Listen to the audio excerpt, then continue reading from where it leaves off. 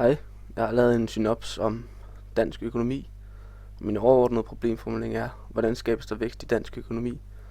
Og min underspørgsmål er, hvilke kriterier eksisterer for at skabe vækst? Hvilke politiske tiltag kan bruges til at regulere den danske økonomi? Og hvilken økonomisk politik vil være hensigtsmæssig at føre i forhold til at skabe vækst i den danske økonomi?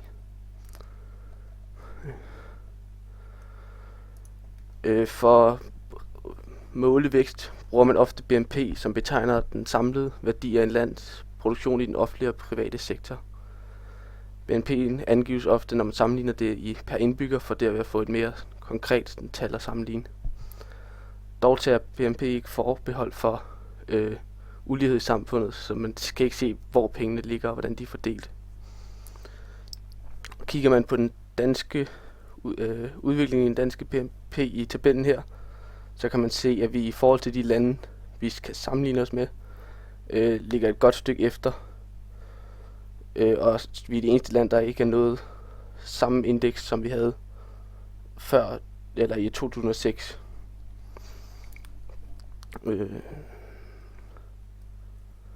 For at skabe vækst i økonomien igen, kan man kigge på forskellige løsningsmåder. Og jeg har derfor kigget på nogle af de kriterier, der eksisterer for at skabe vækst. Blandt andet er en lav arbejdsløshed nødvendig. Det skyldes, at den danske stat er opbygget som en velfærdsstat, hvor vi blandt andet har en flexicurity-model, hvilket vil sige, at arbejdsløse bliver samlet op af staten og kommer på offentlig besørgelse, hvilket dog inkluderer, at staten mister penge for at forsørge dem.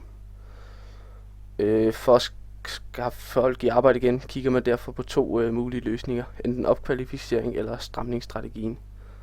Opkvalificeringsstrategien går ud på at forbedre de arbejdsløse kompetencer, så de kan udføre et mere krævende job. Man forsøger derfor at skubbe folk over, hvor der er jobs.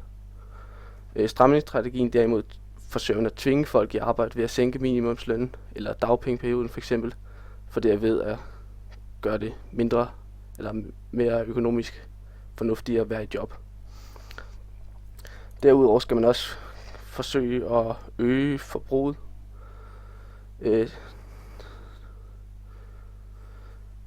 Dette kan blandt andet ske ved at forsøge at øge efterspørgslen på varer. For eksempel hvis man følger den keynesianske model, så vil man forsøge at bruge makropolitik til at stabilisere økonomien igen, ved derfor at pumpe penge ind i samfundet, og derved skabe en kunstig efterspørgsel på en given vare. Det samme hvis det så er et lavkonjunktur, så vil man hive penge ud af samfundet ved f.eks. at foretage skattelettelser eller lignende, og den form for politik kaldes fine-tuning.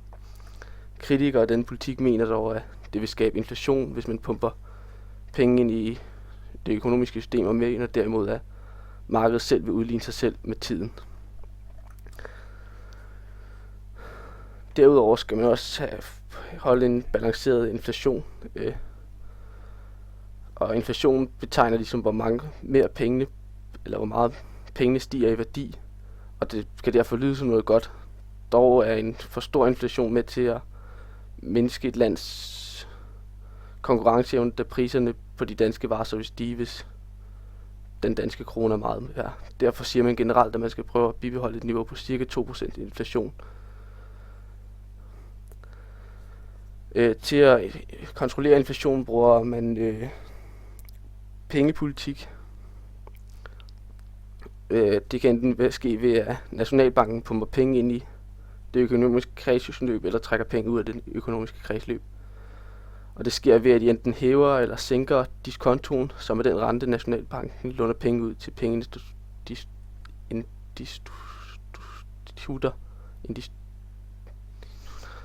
ved. Derudover skal man forsøge at have balance på betalingsbalancen. Og betalingsbalance, det er den opgørelse over landets transaktioner med udlandet.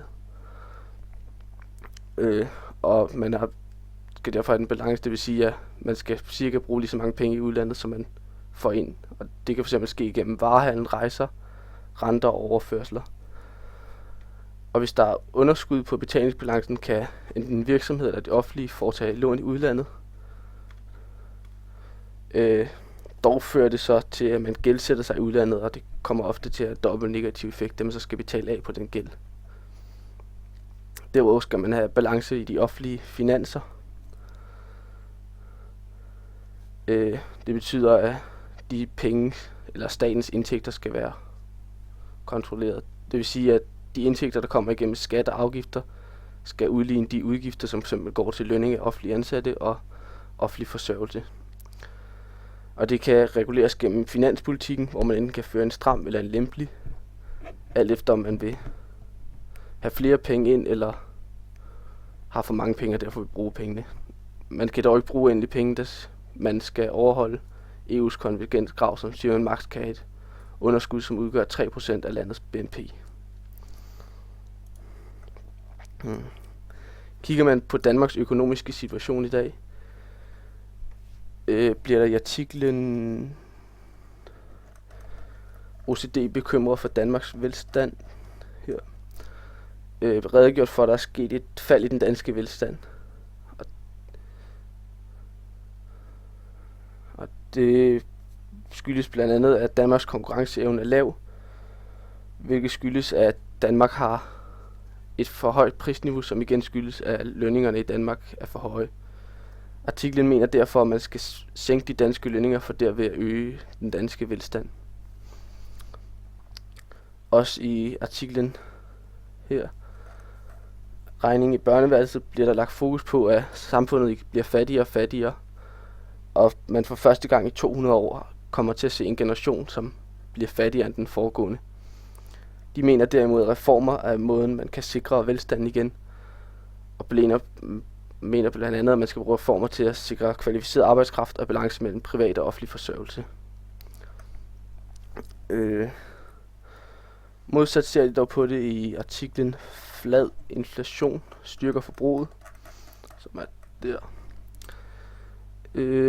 Her bliver der begrundet med, at en lav inflation er med til at styrke danskernes købekraft, og lægger samtidig vægt på, at de lavere lønninger, som er set i Danmark, har været med til at presse varernes priser ned. Artiklen bliver dog kritiseret, da den kun tager udgangspunkt i om en opgørelse for en enkelt måned, og det er ikke noget, man har set på længere sigt. At priserne i Danmark er for høje, bliver også understreget, hvis man kigger på Danmarks statistik, hvor man ser en statistik over forbruget i de enkelte lande i Europa. Og her placerer Danmark sig som det højeste af EU-landene, kun overgået af Schweiz og Norge, som dog er ude af EU. Og det bliver blandt andet begrundet med, at de danske varer har et prisniveau på 45% over gennemsnittet i Europa.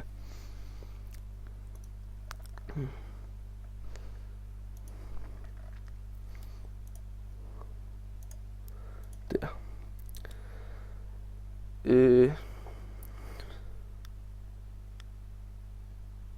Hvilken økonomisk politik vil være hensigtsmæssig at føre i forhold til at skabe vækst i den danske økonomi? Det afhænger meget af, hvilken økonomisk situation der er, om der er fremgang og tilbagegang, og dels hvordan man ser statens indflydelse på den økonomiske system. Folk, som følger Keynes overbevisning, vil i en økonomisk situation, som denne menes, at statligt indgreb er nødvendigt for at stabilisere økonomien, for derved at skabe et højkonjunktur. Det kunne ske gennem en ekspansiv finanspolitik, som derved kunne fine-tune konjunkturkurven. Det kunne f.eks. ske gennem en offentlig investering i renovering af infrastrukturen. Modstandere af denne idé vil være monetarister, som mener, at staten skal blande sig mindst muligt i den økonomiske situation. De mener derfor, at effekten af en ekspansiv finanspolitik vil være, at man skaber inflation, da man ikke kan forudse, om der allerede er høj konjunktur på det tidspunkt, hvor effekten af den ekspansive finanspolitik vil skride frem. Monetarister mener derfor, at økonomien er selvstabiliserende, og produktion og beskæftigelse af sig selv vil finde et ligevægtigt prisniveau.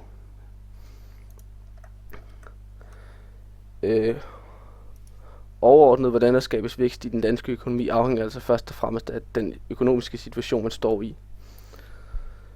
Og alt efter, om man ser det ud fra en keynesiansk eller en monetaristisk synspunkt, Dog vil de fleste i nyere tid kigge på en midteridé, som man kan finde ved nykenianerne, som hverken er modstandere af aktiv makropolitik, men dog ser det i en mindre brug. Så de kun mener, at man ved voldsomme konjunktursvingninger skal gå ind og foretage statslige indgreb. Og den idé kalder man for grov tuning.